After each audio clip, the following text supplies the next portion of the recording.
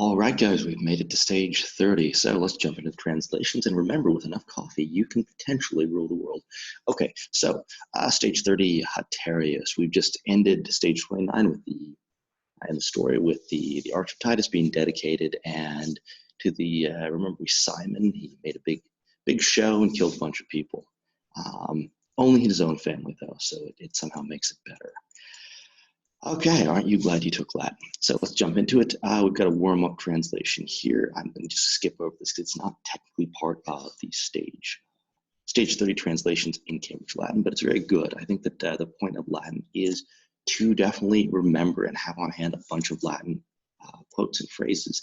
They make you sound smart, and the wisdom of the ancients is always good to have in one's back pocket. So let's jump into our model sentences here. And by the way, this video is going to go through the model sentences and the very first part of the first translation, which is called the Dignitas, one of the Roman virtues. So, Haterius, quam felix sum.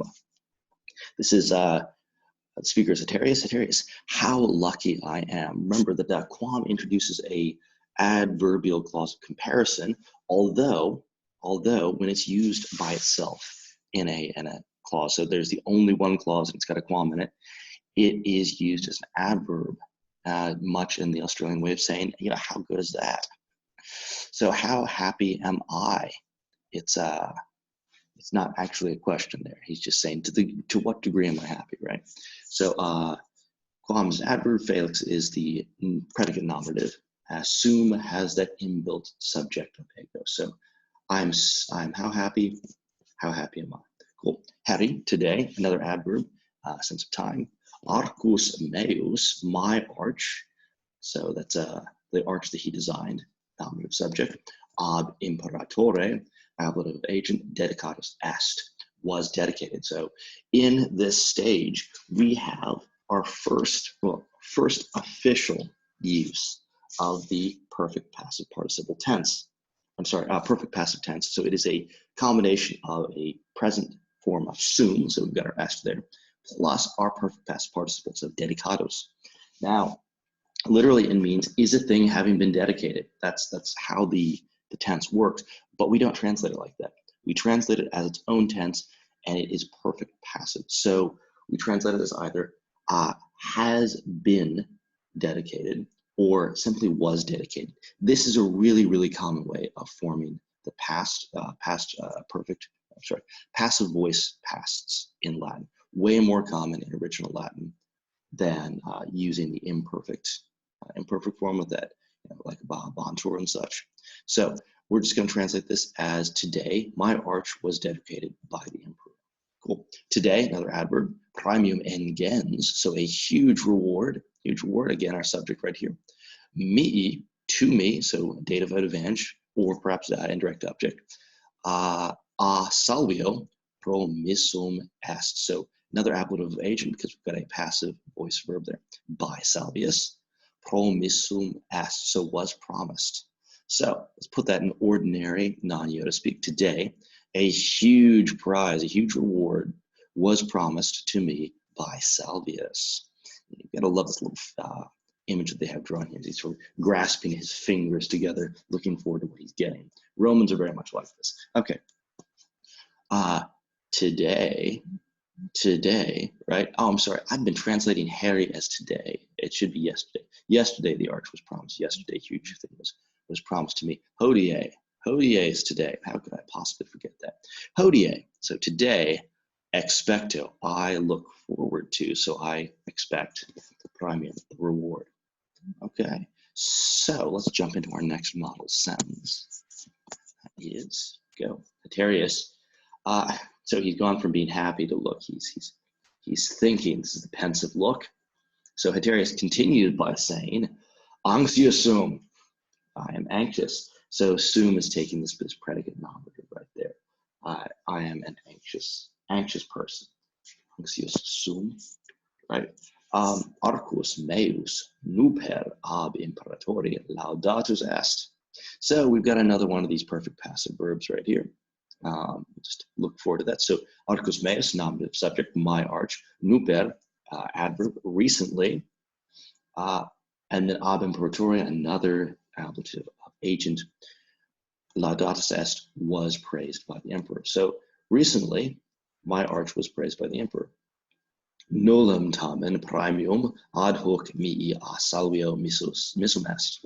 So, tamen, we've got this however, and in English, as in Latin, however, should never start a clause. So they put it at the second word. So nullum premium, this is the nominative subject, no prize, no reward. Tamen, however. Ad hoc, another adverb. To this point, up to now. To me, dative of indirect object or advantage. A salvio, ablative agent, by Salvius, in sense, right, has been given. So put an ordinary English word order. No prize, however, yet to this point, has been given to me by Salvius. Num. Now we know that num is one of those question words that expects a no answer. Expects a no answer. Num ego a salvio decaptus est, decaptus sum. This is where we see that this is a perfect passive form of the verb, and it's taking that sum. So this is the first person singular form of it, just like the first person plural form of it would be sumus. So let's jump. Surely, I, nominative subject, by Salvius, ablative agent, was not deceived because of the num. So let's put it in ordinary word order. Surely I was not deceived by Salvius. Minime. So minime is one of those exclamation words. It's often used by people these days to indicate no. Indicate no in spoken Latin. It means least of all. So not at all. Salvius vir probus est. So Salvius is a honest man. Sure. Okay. So obviously Salvius is the subject and vir probus. Vir is the predicate nominative. So it's that copulate verb right there is indicating why we should have those two nominatives. The probus is obviously the adjective modifying vir. So let's us jump into Dignitas. We will have, notice that this is the entire Latin for all of Dignitas. I only have the first bit of the translation over here. We're only going to go through this bit in the video to keep it reasonably short. Next video, we will finish it off. So, pardon me. Civis Romani postquam arcus ab imperatori dedicatus est, quater dies festus celebraverunt. So, the Civis Romani, nominative subject, the Roman people, postquam arcus ab imperatori dedicatus est. So, after an adverb, and this we know that because not only because we've got this postquam, but also because there's a comma here and here, that this is a subordinated clause. It's an adverbial temporal clause. So after the arcus, this is the subject of this little subordinate clause, the arch, and then ab imperatori, ablative agent, by the emperor, was dedicated, dedicatus est, perfect passive tense. Quator dies festus celebraverunt. So we can translate this two ways. I think the best way to translate it is the way that it's translated over here. So let's start with our verb. They celebrated. That is to say, the Roman citizens, the Roman people, celebrated, perfect tense verb, a feast. So this is the direct object. And then this could be for 4 days. That could be a separate use of the accusative. These are all in the accusative. It could be that these are indicating the extent of time that that feast was happening. Or you could simply take it probably more literally and probably just as accurately, if not more accurately, as they celebrated a 4-day feast, right? A 4-day feast. Let us jump to the next. So, actually, let me translate this whole thing together.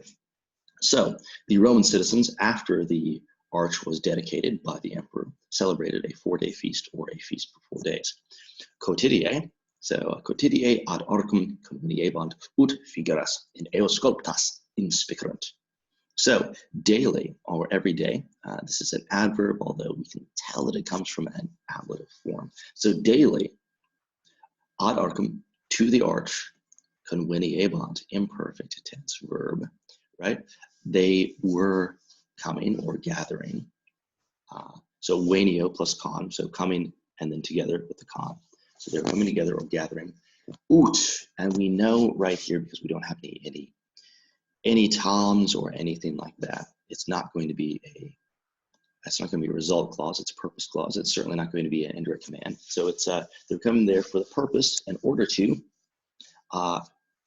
figuras in eo sculptas in spicrat. So to look at in spicrat, imperfect subjunctive verb right there, in order to look at the figures, the carvings, right, the images, and then right in here, the in eo sculptas. This is a participial phrase. Carved, sculptus is a participle going with and modifying figuras. Carved in eo. So this is a prepositional phrase that is ablative of location in it. So eo is referring back to the art itself. So let's put it all together. So every day they were gathering at the arch to look at the figures carved on it. Probably the best way to translate it. Let's jump to this next sentence. Plorimi clientes domum salvi veniebant, qui gratulationes ei faceret. So many clients, plurimi clientes, these are the nominative subjects. So many clients, veniebant, here's our imperfect tense verb, were coming. And then where were they coming to? To the home, right? Domum, direct object of veniebant. Salvi, this is a genitive of possession, home of Salvius, so Salvius's house. And then right over here we have this qui clause. It's a relative clause characteristic in most grammars, but we know from last stage that they want you to treat this like a subordinated sort of purpose clause, a purpose clause with qui, and that's why it has this facere, this imperfect subjunctive verb. Either way, it's translated the same way. So who is qui facerent gratulationes. So the facerent is the imperfect subjunctive, the gratulationes is the accusative direct object of that, accusative plural, and a is that, we'll call it an indirect object. This is an idiom. So to facio gratulationes is to give the congratulations. So to congratulate, we'll translate it as in order to give congratulations to him or just to congratulate him. Let's put this all together in terms of translation. Many clients were coming to Salvius's house who were congratulating him, or you might translate that in order to congratulate him. I think that translating it as a purpose clause, as though it had an ut, is losing one of the senses of what the Romans were originally going to say here. If they wanted to make this a pure ut clause, they would have put an ut there, and we would translate that purely as an order to. So I think it's better to translate this as a relative clause of that who. So let's jump to the next sentence. But you can theoretically do it either way. But in terms of what I'm going to be looking for you, in terms of your translations, please maintain that use of who right there. Or if you decide to use it too, at least put an asterisk and explain. So Salvius, let's jump to this next sentence. Salvius ipse sumo gaudio affectus est quod imperator arcum haterii magno peri laudaverat. So nominative subject right here, Salvius himself. So ipse is an intensifying pronoun, indicating that it's the one and truly, well and truly Salvius doing whatever this is, Salvius himself. And then we've got these two ablatives right here. They're instrumental, but we notice that we have the affectus est. Affectus est is our main verbal form for this. Let's do that before we go on to our ablatives right here. Affectus est is obviously a perfect passive tense verb. So Salvius himself was affected, was moved, and then instrumental ablative by what? By the highest joy, by the highest praise, right? By the highest praise, because quote, because imperator, So this is subordinating because the emperor, subject to that subordinated clause, because the emperor, laudaurat, perfect tense verb, had, so because the emperor praised, arcum, the arch, and then that's the accusative direct object, and then genitive right here, the arch of Haterius, so possessor right there, magno pere, that is an adverb, greatly. So let's put it all together in reasonable, reasonable English word order. So Savius himself was moved by the highest praise because the emperor greatly praised the arch of Haterius. Okay, let's jump to the next sentence. So, apud Haterium tamen nullae gratulantium voces auditae sunt. Okay, so apud Haterium, right here, this is this, we have to understand that Latin works a little bit different. This is not, apud is obviously among, you know that, and it's not among Haterius. It's among the household of Haterius. And you just have to get this from context right here. So it's among the household of Haterius, but it's taking that accusative direct object. Tamen, however, nullae gratulatiantium voces. So we have nullae and voces going together, right? And then we have this genitive sandwiched in between the noun right there and its adjective, so that we know that the genitive has to go with it. So it is no voices, and then of congratulations. And then that's the subject, by the way, of this perfect passive tense verb, auditae sunt, were heard, were heard. And we have something else here, because the form of this auditae, right? This is a perfect passive participle in this compound verb form. That perfect passive participle changes. It actually changes to match what the subject of the sentence is. So subject is this the plural, this feminine plural voces, and the auditae is matching the form with that. It's a nominative plural feminine. So no voices were heard. So let's put this in full English order. Among the house of Haterius, however, no voices of congratulations were heard. Okay, next sentence, neque clientes, neque amici admissi sunt. So we've got neque, which means neither nor. So neque, neither clients, neque, nor amici, nor friends.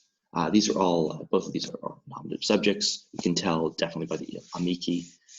So therefore, it has to be the subject of this verb, admissi sunt. And this is another perfect passive form.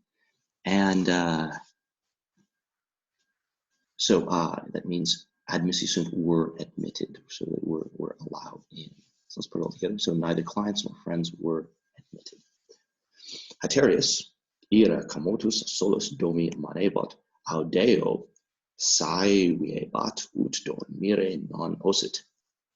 So Haterius, a nominative subject of this, ira commotus, so this is an appositional phrase.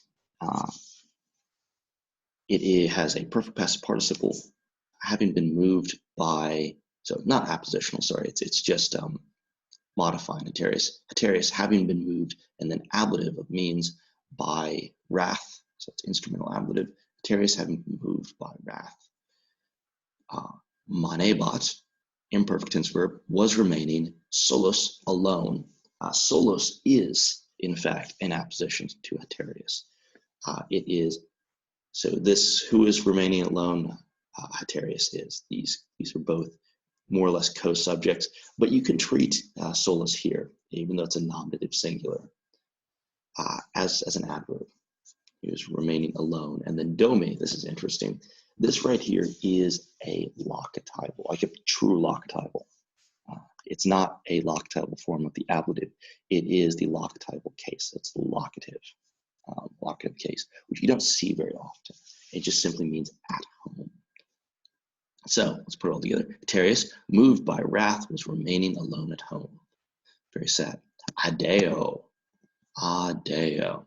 Adeo sai webat ut dorme non possit. All right. So adeo, we know that this is one of those key words that's going to introduce a result clause.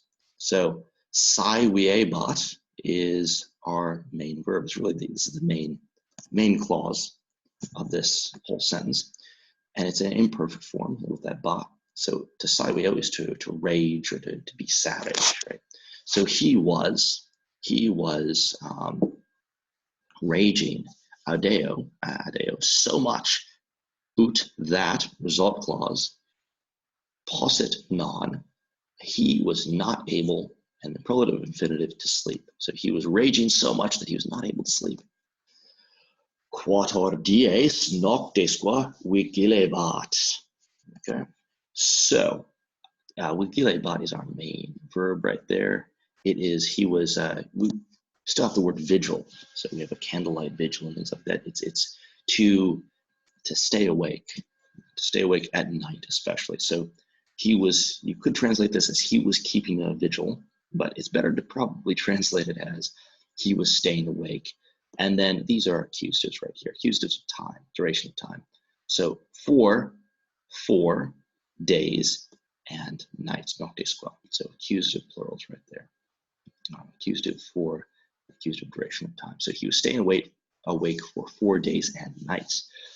Here we go. Next sentence, quinto die. This is another time phrase here. It's an ablative of time when. On the 4th day, uxor, his wife, nominative, singular, and then this is an apposition. It's describing who the wife is. It's Vitilia, and then nomine, by name. This is a common way to describe how someone was named. It's an ablative instrument. So Vitilia by name, right? So on the 5th day, his wife Vitilia by name, quia, and then this is a relative clause describing the wife, who, and then nesciebat, imperfect tense verb, who was not knowing, although that's a little bit awkward to translate it in that pure imperfect form. So let's just say who did not know, and then quare, why, who did not know, why, Haterius, esset iratus adeo, and then was so angry, So let's put that together.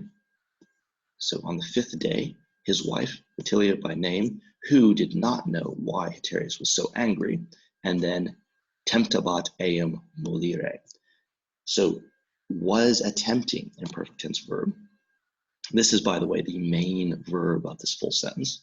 Was attempting, and then prolative or complementary infinitive, was attempting to soothe eum, accusative direct object of that infinitive, him. So on the 5th day, his wife, Vitilia by name, who did not know why Haterius was so angry, was attempting to soothe him, attempting to calm him. Ingressa horsum ubi Haterius huc illuc ambulat eum anxia interrogavit.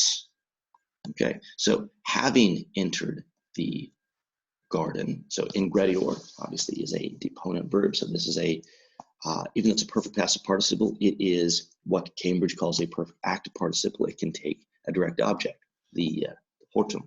So having entered the garden, and notice, by the way, that this is a nominative singular.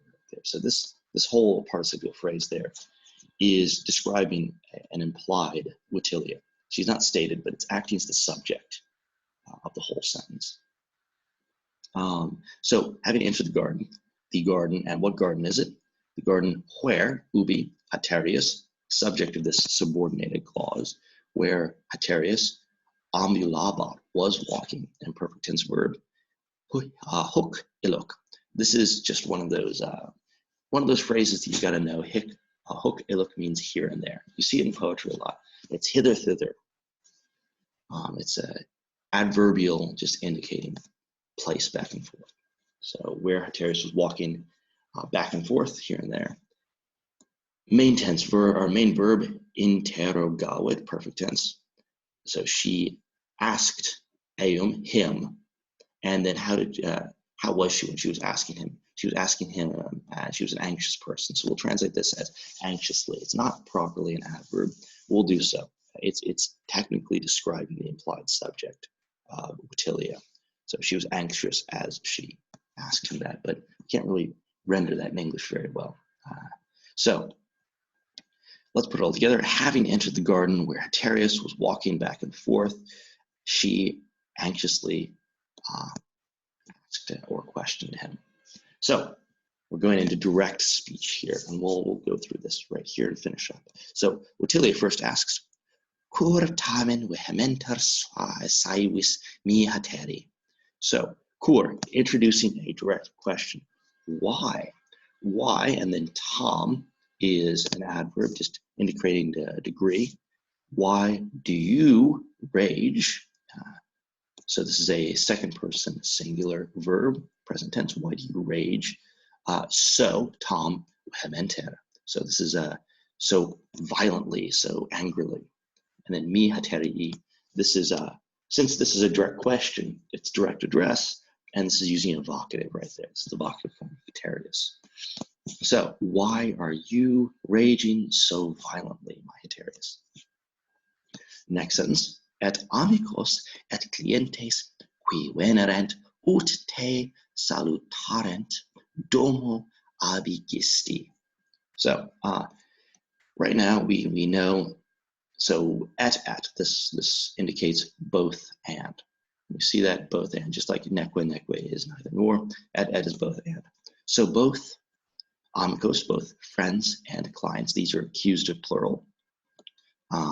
We can tell because the amicos, not so much the clientes. So this is going to be the direct object of whatever the main verb is, which we'll see at the end of the sentence.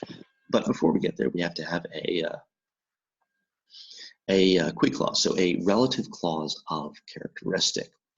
We know that it's a relative clause of characteristic because the imperfect subjunctive tense verb there. Note also that Cambridge, I always bring this up, Cambridge Latin would not call this a relative clause of characteristic. They would call it something like a purpose clause with qui. This is introduced in stage 29. It's describing why these guys did something. But I think it's better to call it a relative clause of characteristic. So both the friends and clients who came, I'm going to have to go back on all that I said about that. There's a purpose clause embedded into an ordinary. This isn't a relative clause of characteristic. This is an ordinary relative clause because venerant is just an ordinary perfect tense verb. Perfect tense verb, who came, and then it has an embedded purpose clause inside of that ordinary relative clause. Who came to, in order to sort of greet you. Right, in order to greet you. Abegisti domo, right? You, this perfect tense verb, you drove away from the house. So this is an ablative of separation. This is the pure ablative right there, domo. Let's put that all together. Let's see. And both the friends and clients who came to greet you, you drove away from the house. Okay, good. All right. Neque unum verbum mihi hos quator dies dixisti. So, neque unum verbum, and not one word. So unum verbum could be a nominative or could be a accusative. We don't know yet. We don't know because verbum is neuter. So we'll see. Neither one word. Me, to me, so indirect object, to me. Hos quator dies. So this right here is an accusative of extent of time. These 4 days. Dixisti. So when we see this verb right here, we know that this is a perfect tense verb and it's a second tense verb. Since it's second tense, or not second tense, second person, it has an implied you as the subject. So therefore, verbum unum cannot be the subject, right? You said, perfect tense, you said not one word to me these 4 days, all right? So Latin can be read left to right. You just have to kind of hold it all together in your mind like that. So sine dubio, sine takes an ablative. It's an ablative of separation, we'll call it. So without doubt, sine plus dubio, dubio is an ablative, without doubt, ut istum arcum conficeres nimis labora visti neglegens valitudinis tua. So the order of this is a little bit mixed up for an English here, but without doubt, ut. So we've got an ut here. We'll treat it like, we'll just say in order to, or so that. So that's a safe way to translate ut. We're doing this left to right. So that istum arcum. So we know that arcum has to be a direct object. It is an accusative. And istum, notice that they're using ista right here. It's intentionally separating you from that arch. It has a negative connotation, you see ista, so that that arch you might complete, so that you could complete that arch. In order to complete that arch, conficeres, second person singular imperfect subjunctive, in order to complete that arch, nimis, so this is one of those adverbs, too much, it means too much, labora visti, you labored, you worked too much. This is a perfect tense second person verb. Neglegens, so this is a perfect, present tense, present active participle. Neglecting, and this is a nominative, so this is describing the subject, the implied subject of labora visti, which is the main verb of this. Neglecting, and then neglegens will take they'll take an objective genitive. Negligent of. Valitudinis. Valitude, valitudo is as like strength or health, if you will. And then tua is modifying it, your. So negligent of your health, negligent of your strength. So this whole participial phrase is essentially the subject of the main verb, labora visti here. So let's put it all together in ordinary English word order. So you worked too much, without a doubt, to finish that arch, negligent of your health or neglecting your health. Okay, almost at the end here. Nunc necessa est tibi quiescere. So now, nunc necessa est, an impersonal construction. It is necessary, tibi, for you. This is for a dative advantage. It is necessary for you, quiescere, and this is the complementary infinitive that goes with the necessa est construction, to rest. So now it's necessary for you to rest. And Haterius responds, quo modo ego, tantum injurium passus, quiescere possum. So quo modo, it's indicates a question, and it's an ablative. In what way? In what way? It's a locatival ablative, but really it's just introducing the question here.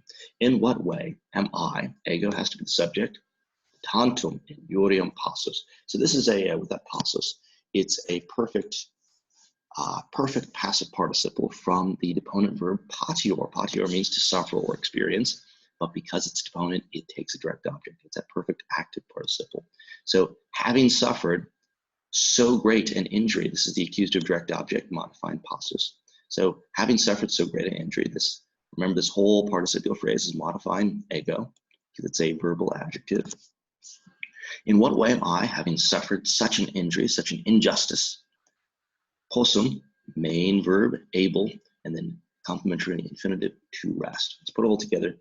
How am I, having suffered such an injury, able to rest? All right, so we've gotten through the meat. We've gotten through the meat of this Dignitas, and also we've gotten through our model sentences. We've introduced that the usages of that perfect passive tense, and Latin continues to get easier. Not easier, continues to get harder, but more interesting. We'll call it that. So, but what is life without a challenge? Okay, if you have any questions, let me know. Otherwise, I will see you in our next video.